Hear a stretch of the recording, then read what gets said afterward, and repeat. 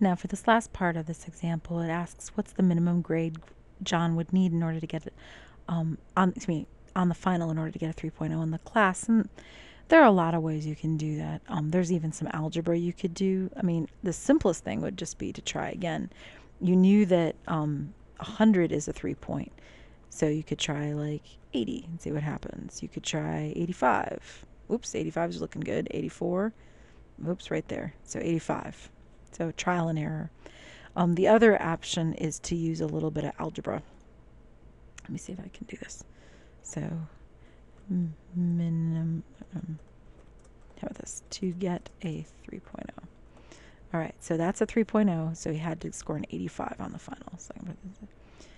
So 85 on the final. Now, how could I get that with algebra rather than doing the trial and error thing? Well, there are a lot of ways, but let's see.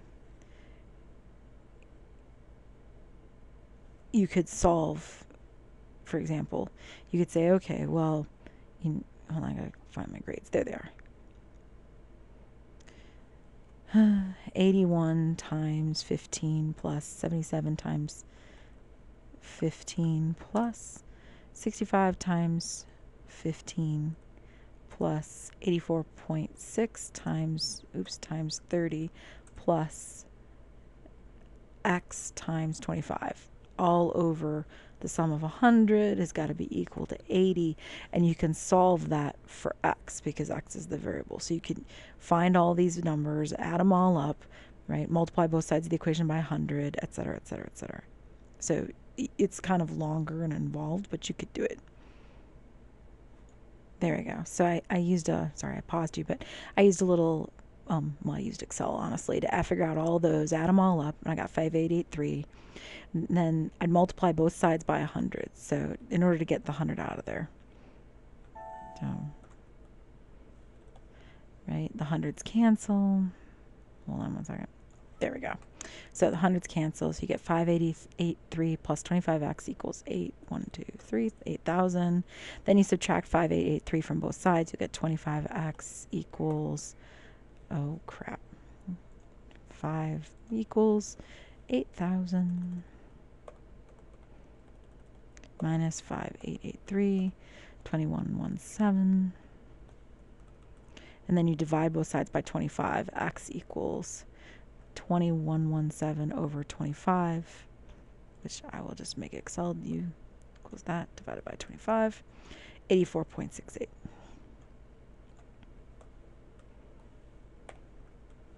Which would round, of course, to 85, which we found in the first place by just using a little trial and error, right? So we found that same answer right here, right?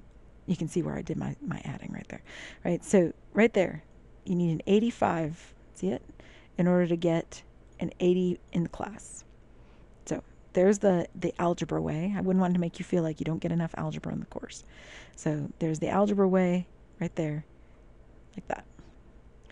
Or you could just trial and error inside your Excel spreadsheet, whatever works for you. All right, I got to fix my pagination. Hold on. There we go. All right, now we're ready to head on to Old Faithful. So I'm going to grab this and put it into its own sheet. Old Faithful.